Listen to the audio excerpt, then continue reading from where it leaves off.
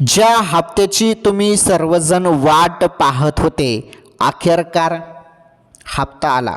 1500 रुपये तुम्हाला आले, ते होते नोव्हेंबरचा हप्ता.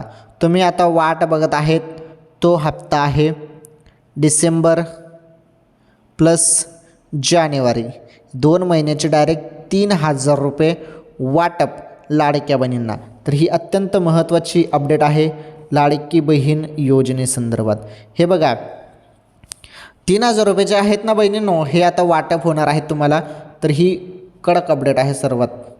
हे बघा, 3000 रुपये तुम्हाला मिळणार आहेत जवळपास 14 जानेवारीपर्यंत.